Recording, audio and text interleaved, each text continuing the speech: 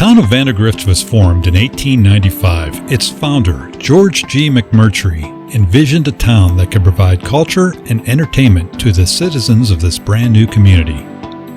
The Casino Theater was conceived from this vision, and the doors opened in 1900. As we celebrate our 120th anniversary, join us as we reflect on the past, present, and future of this historic theater.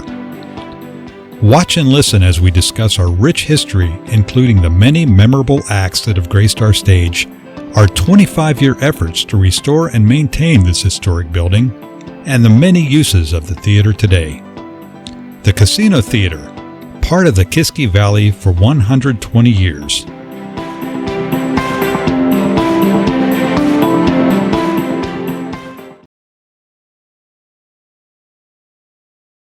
You know, it was right here on this very stage in 1900, in the month of June, when this theater opened.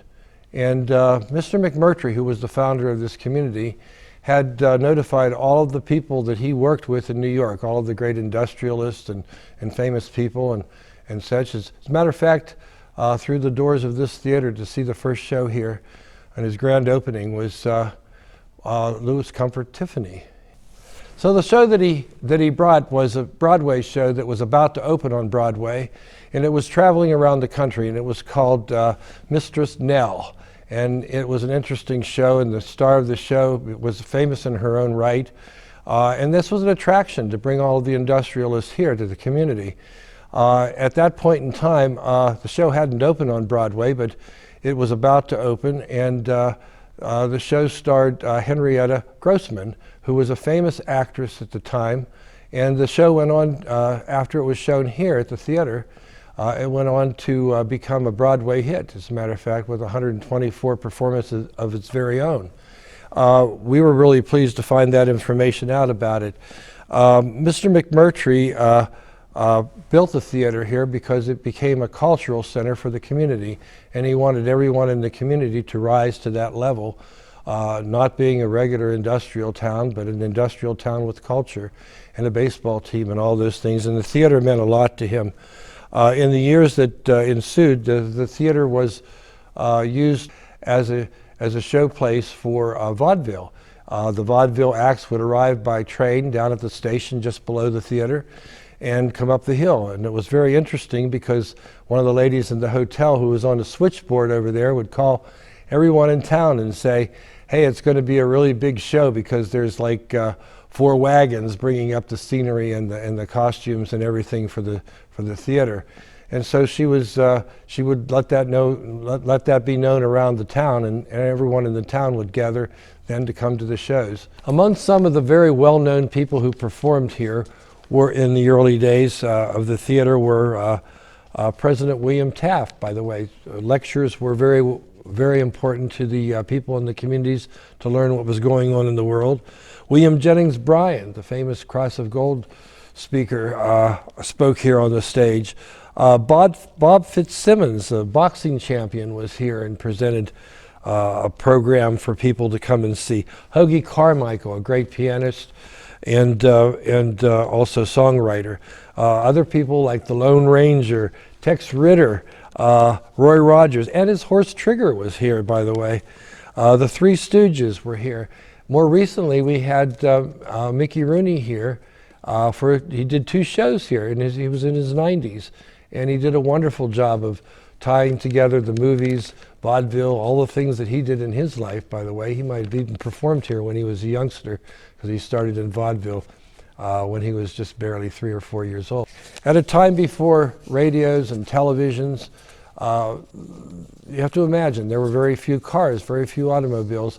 People didn't really get a view of what was going on in the world, except through maybe the vaudeville stage. In person, they got a chance to see things live on stage.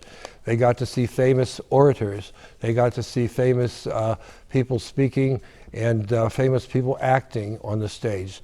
Traveling shows would come through, like the one I mentioned earlier. And it gave them a very nice view of the world, and it was something that they could do. Besides parlor games on weekends, they had a chance to come here to the theater. Vaudeville shows were very interesting. They might start early in the day and proceed right through to the evening, and they would repeat themselves over and over again.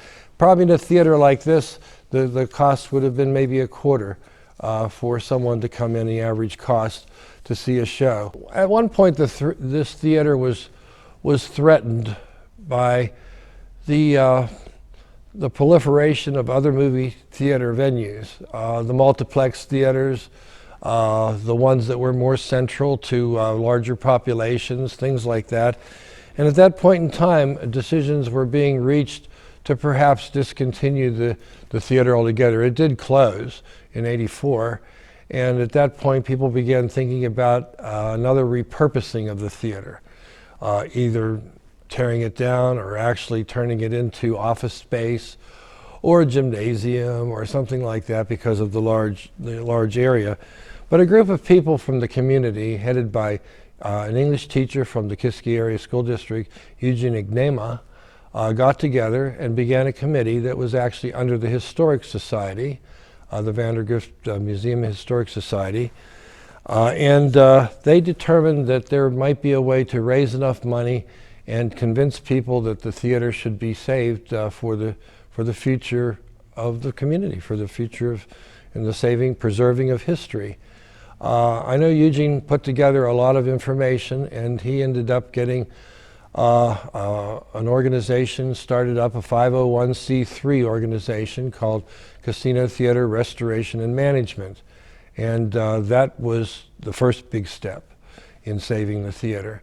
And the community was willing to let the committee and then the organization take on the responsibilities of maintenance and the management of this theater. And it proceeded to raise some money through certain types of venues. A capital campaign was held and some money was raised. There were also some other wonderful things that took place in this theater. They discovered some posters, actually window cards, from a very early movie, and they were able to send those off to Sotheby's and Christie's in New York and have them auctioned off for enough money to restore the electrical wiring for this stage that I'm sitting on right here. And that was really a major step in the right direction in having this done.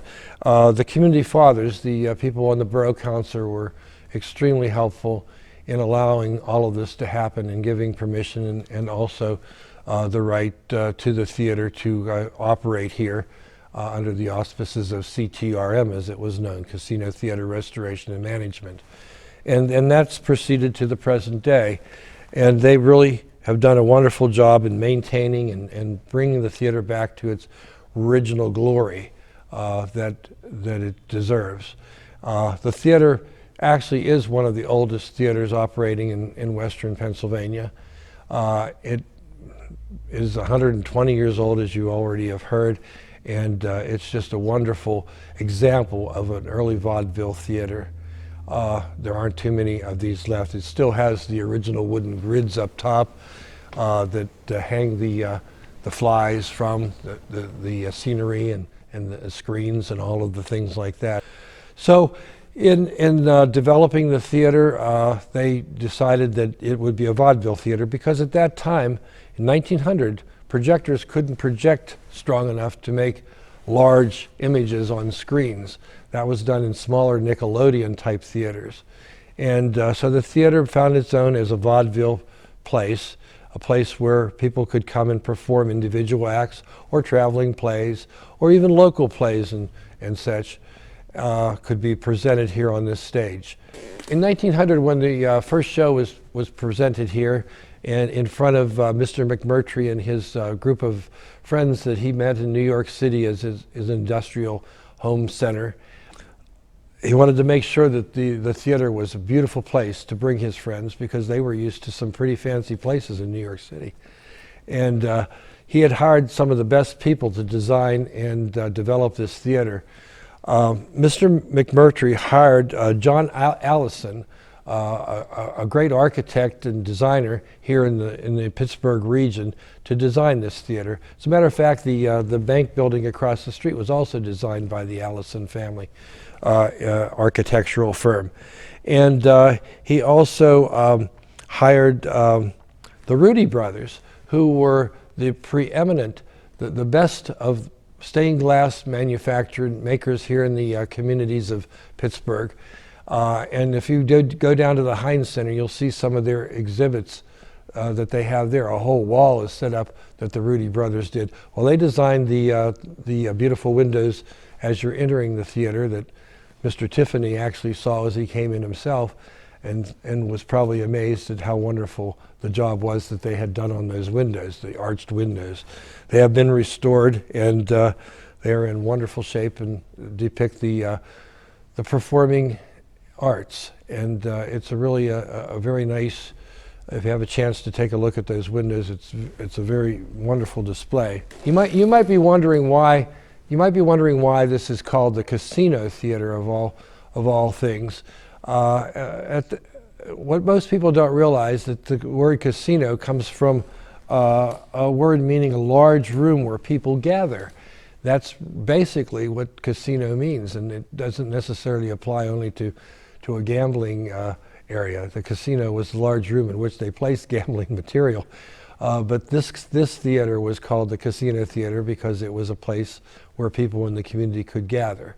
And if you notice out front, you'll see Terpsichore up top of the building, and she was the goddess of frivolity and lightness and fun. And she depicted the performing arts as well. During the movie years of the theater, the stage had to be widened at one point because of widescreen cinemascope productions. And they actually cut a lot of the theater away so that they could make the space for the large screen to come into the theater here and project the wide movies. I think the first movie shown here in widescreen was The Robe, starring Richard Burton. It was a very high budget movie and drew lots of people here to see it. I remember another thing too. This is probably prior to that, unfortunately. When they showed the famous movie Gone with the Wind here, people were lined up for blocks, they said, to see this performance.